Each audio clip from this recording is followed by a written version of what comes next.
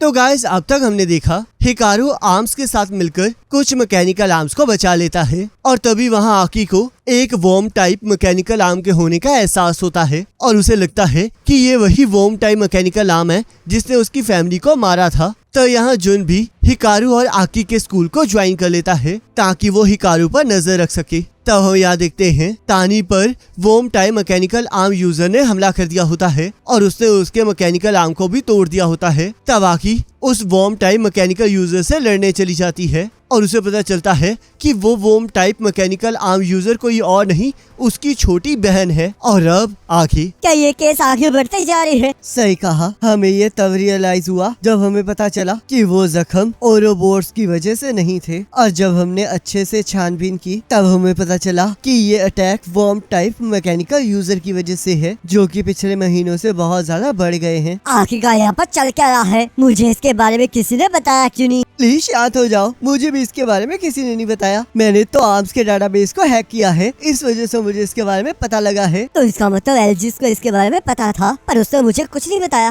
लग तो ऐसे ही रहा है और लगता है वो अपने आप ही इस चीज को इन्वेस्टिगेट कर रहे हैं और इसमें जो पहला रिकॉर्ड है वो 8 साल पहले का है। तब आकी को याद आता है कि 8 साल पहले तो उसकी फैमिली मरी थी। तब क्वेन को दोबारा से वॉर्म टाइप मैकेनिकल आर्म के हमला करने का सिग्नल मिलता है जिसे देखकर आकी वहाँ चली जाती है और वहाँ उसे उसकी बहन फुबुकी दिखाई देती है जिसे देखकर वो पूरी तरह से शॉक हो जाती है। तब हमें आकी का पास्ट दिखाया जाता है जहाँ फुबुकी कहती है, सिस्टर आपको मुझे बचाना चाहिए था, मैंने यही तो किया है। तब सिनिस कहता है, इसने तो तुम्हें बचाने का न्यू रिकॉर्ड भी सेट किया है। मेरा मतलब ये नहीं था। और सिनिस और डेक्स तुम लोग बुरे लोग हो जिन्होंने प्रिंसेस को पकड़ रखा है। तब डेक्स कहता है, हम आपको नहीं पकड़ सकते। पर तुम फिर भी प्रिंसेस को ऐसे हीरो को वापस नहीं दे सकते। और सिस्टर आपको भी बुरे लोगों से कोई चीज नहीं लेनी चाहिए, ये किसी तरह का ट्रैप भी हो सकता है। ताकी कहती है, पर सिनिस और डेक्स तो ऐसा कभी कर ही नहीं सकते। आपने तो पूरी स्टोरी खराब कर दी। मैं तो बस सभी को बचाना चाहती थी और यही एक फास्ट रास्ता था। यहाँ पर कोई रेस नहीं चल रही है। तब फुबुकी और आकी की माँ फुबुकी को बुलाने लगती है और फुबुकी वहाँ से चली जाती है। तब हम देखते हैं जहाँ पर आकी की फैमिली थी वहाँ पर आग लग जाती है और आकी सभी को आवाज देने लगती है पर वहाँ पर आकी को सिर्फ सिनिस का क्यूब भी मिलता है। तब यहाँ आकी कहती है, फुबुकी क्या तुम सच में यहाँ पर हो? तब फुबुकी आकी को गले लगा लेती है और हम देखते हैं वो बहुत ज्यादा बीमार होती है। तब आकी कहती है, आखिरकार तुम्हें क्या हुआ है? तब फुबुकी की वॉर्म टाइम मैकेनिकल आर्म बाहर आ जाती है। तब सिनिस और डेक्स उसे पकड़ लेते हैं। ये सब कुछ तुमने किया है ना? तब हम देखते हैं आर्म्स के लोग वहाँ आ जाते हैं पर आकी फुबुकी को लेकर वहाँ से जा चुकी होती है। तब यहाँ डेक्स कहता है, क्या हमें इसे आर्म्स के हवाले नहीं कर देना चाहिए? ये हमारी प्रॉब्लम है और तुमने ही हमारी फैमिली को मारा है ना? तब वॉर्म टाइप आर्म को मार्लिस कहती है, आपको कोई गलतफहमी हुई है, प्लीज मुझे ध्यान से सुनिए।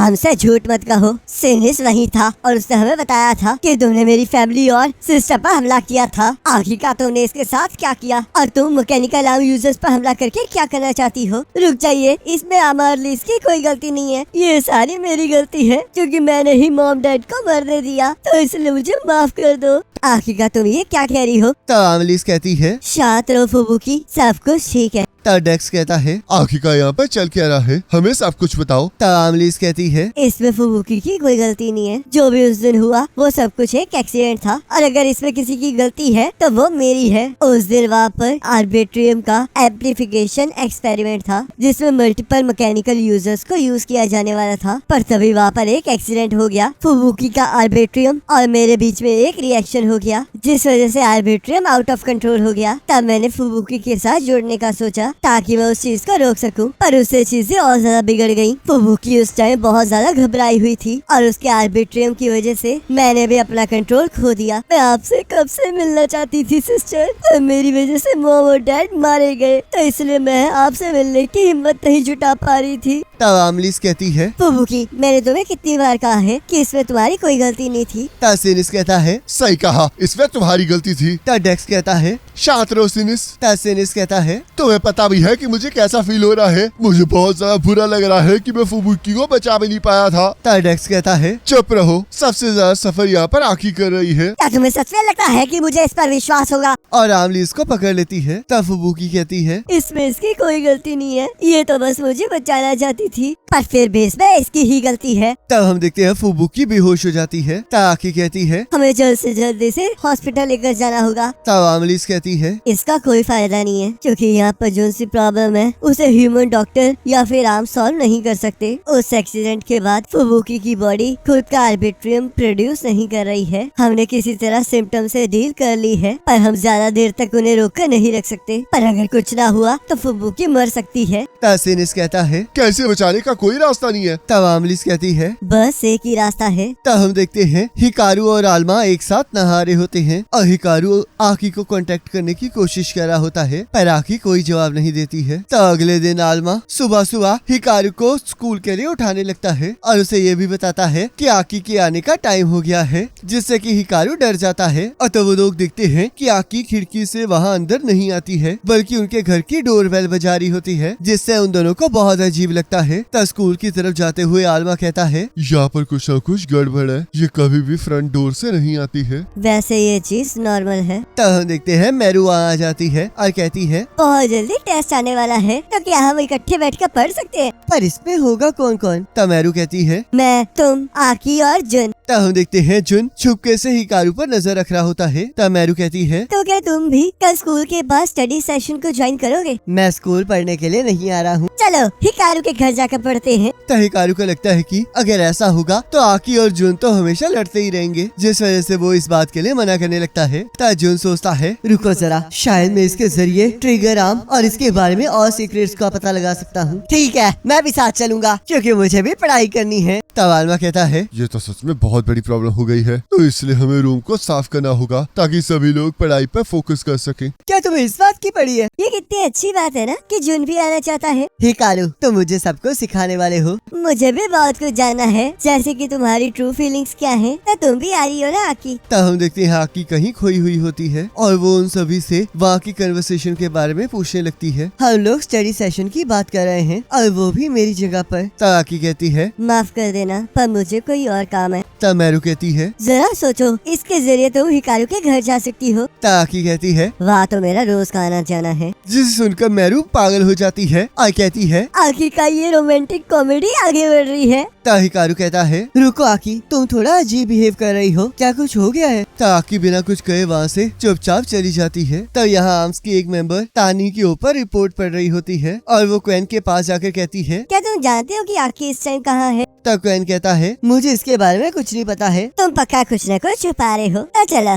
मुझे जल्द से जल्द सब कुछ बताओ। मेरे हिसाब से वो शायद किसी बुरी चीज में फंस गई है। तब यहाँ आर्मलीस कहती है मैं दूसरे मैकेनिकल यूजर्स में से आर्बिट्रियम को एब्जॉर्ब कर सकती हूँ और उसकी ही वजह से फुबुकी अभी तक जिंदा है, पर अब इसकी बीमारी और भी ज्यादा तेजी से बढ़ रही है, जिसका मैं कुछ नहीं कर पा रही हूँ। तो इसलिए तुम्हें ये करना ही होगा। तब फुबुकी कहती है बस करो आर्मलीस, और ये तुम्हारी वजह से ही है कि मैं अपनी बहन को दोबारा देख पा रही हूँ, तो इसलिए अब मुझे कुछ और नहीं चाहिए। तब आर्मलीस कहती है फुबुकी जरा हौसला रखो, याद करो तुम आकी के साथ दोबारा से जीना चाहती थी। तब आकी को फुबुकी और अपना बचपन याद आने लगता है और यहाँ हम देखते हैं फुबुकी को बचाने के लिए आर्मलीस ने आकी को हिकारू को मारने के लिए कहा होता है। तब यहाँ हम देखते हैं शहर में बहुत सारे मैकेनिकल आर्म यूजर्स अचानक से पागल होने लगते हैं, जिनके बारे में किसी को कुछ समझ नहीं आ रहा होता और यहाँ वो सारे मैकेनिकल यूजर्स तबाही मचाने लगते हैं और तब आर्म्स उन्हें पकड़ना स्टार्ट कर देती है। तब एलजीस कहता है हमें खबर मिली है कि बहुत सारे मैकेनिकल आर्म यूजर्स पागल होकर हमला कर रहे हैं, तो शायद ऐसा भी हो सकता है कि बहुत सारे सिविलियंस इसमें जख्मी हुए हों। तो इसलिए सभी मैकेनिकल आर्म यूजर्स इन सभी लोगों को पकड़ो और इस चीज को खत्म करो। तो यहाँ आम का एक मेंबर कहता है ये बंदा तो कगामी ग्रुप का है और ये भी पागल हो गया है, तो इसका मतलब कगामी ग्रुप ने ये सब कुछ नहीं किया है। तब यहाँ काजुआ एक बंदे को पकड़ रहा होता है, पर इमाडा आकर उस बंदे को पकड़ लेता है, जिससे कि काजुआ को गुस्सा आ जाता है और वो इमाडा पर हमला कर देता है और इमाडा उसे हरा देता है। तब काजुआ कहता है आखिरकार मैं इस लूजर को हरा क्यों नहीं पा रहा हूँ, क्योंकि तुम सिर्फ एक हो और हम दो।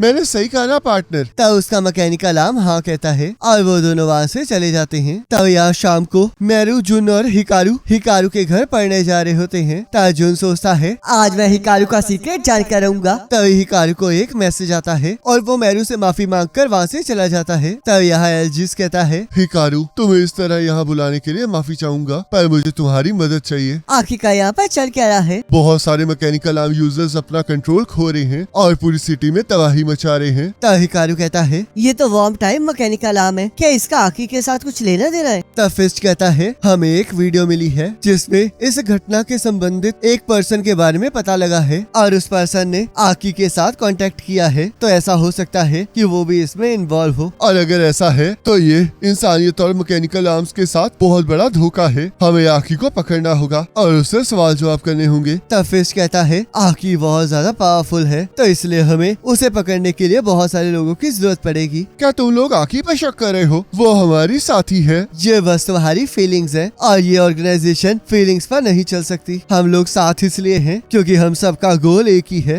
हिकारू ये बात सुनकर वहाँ से चला जाता है और आल्मा कहता है, वो तीनों खतरे में हैं। सही कहा, तो इसलिए हमें आर्म से पहले उन्हें ढूंढना होगा। तब कैन कहता है, हिकारू, तुम बिना प्लान के इधर उधर भाग रहे हो, तुम तो सच में बहुत बड़े बेवकूफ हो। आखिरकार तुम कौन हो? तब आल्मा कहता है, हिकारू, याद करो ये डॉग ग्लासेस है। तब कैन कहता है, आखिरकार ये किस तरह का नाम है? तब आल्मा कहता है, आखी भी तो तुम्हें इसी नाम से बुलाती है। तब हिकारू कहता है, माफ करना, पर अभी बात करने का टाइम नहीं है। मेरा नाम क्वेन है और तुम आकी को ढूंढ रहे हो ना? तब हिकारू कहता है, क्या तुम उसके बारे में कुछ जानते हो? तब क्वेन सोचता है, ये इस तरह एक्टिंग क्यों कर रहा है जैसे कि ये उसके बहुत ज्यादा करीब है। चिंता मत करो, मैंने आकी को ढूंढने का प्रबंध पहले ही कर दिया है। तब हम दिखते हैं वहाँ पर ऑनर आ जाता है। ये तो वही बंदा है ना जिसने मुझे मारने की कोशिश की थी। तब क्वेन कहता है, हम अब इनकी मदद से आकी को ढूंढ लेंगे और यही हमारे लिए सबसे अच्छा क्लू है। तब ऑनर का मैकेनिकल आर्म कागेमारू कहता है, हमने जो भी तुम्हारे साथ किया है उसकी हम जितनी माफी मांग ले उतनी कम है, तो इसलिए तुम जो भी चाहो वो पनिशमेंट हमें दे सकते हो। चलो अब हमें पंच मारो। तब आल्मा कहता है, मुझे लगा था कि ये तुम्हें कंट्रोल कर रहा है। तुम तो वही फेमस आल्मा हो ना? तुमसे मिलकर सच में बहुत खुशी हुई। ये सच है कि मैं इसके कंट्रोल में था, पर अब आर्म्स की वजह से मैं फिर से आजाद हो गया हूँ। वैसे तो मैं इसके खिलाफ था, पर हम कागेमारू को किसी और के साथ नहीं जोड़ सकते थे और कागेमारू भी खुद यही चाहता था। मुझे एहसास हो गया था कि इसे दोबारा से री एजुकेट करना मेरी जिम्मेदारी है, ताकि मैं इससे बता सकूं कि इसे एविल के साथ लड़ना है और कमजोरों की जान बचानी है। तब ऑनर कहता है, ये बस एक टूल था, अब ये खुद मुझे एक टूल की तरह यूज कर रहा है। तब कागेमारू कहता है, आखिरकार तो खड़े क्यों हो? अब जल्दी से नीचे झुककर इनसे माफी मांगो। तब वो दोनों हिकारू से माफी मांगने लगते हैं। तब यहाँ हिकारू और ऑनर आकी को ढूंढ रहे होते हैं और हिकारू कहता है, क्या हम आकी को ढूंढ भी पाएंगे?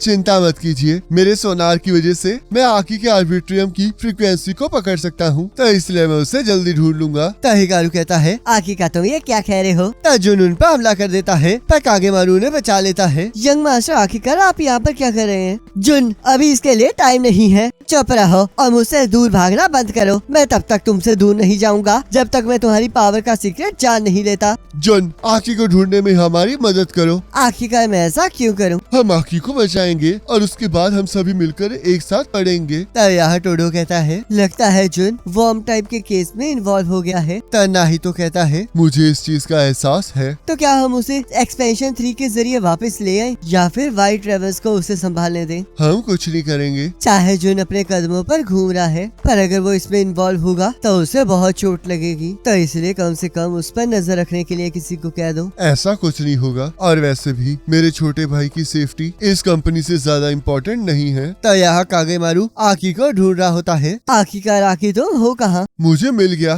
तब हम देखते हैं आकी वहाँ जाती है और हमें कुछ टाइम पहले का सीन दिखाया जाता है जहाँ आकी कहती है, क्या हिकारू को मारना जरूरी है? तब लीज कहती है, हमें उसके स्पेशल आर्बिट्रियम की जरूरत है, क्योंकि उसी आर्बिट्रियम के जरिए ट्रिगर आर्म जागी है। तो इसलिए अगर तुम हिकारू को मार दोगी तो मैं वादा करती हूँ कि मैं फुबुकी को बचा लूंगी। तब हम यहाँ देखते हैं फुबुकी हंस रही होती है और कहती है, क्या तुम्हें लगता है कि मेरी बहन ठीक होगी? तब लीज कहती है, चिंता मत करो, आकी तुमसे प्यार करती है, तो इसलिए वो ये कर लेगी। तब फुबुकी कहती है, तो इस बार मेरी बहना मुझे बचा लेना। और गाइस इसी के साथ एपिसोड खत्म हो जाता है। और नेक्स्ट एपिसोड का लिंक आपके स्क्रीन पर आ रहा होगा, उस पर क्लिक करके अगले एपिसोड को देख सकते हो।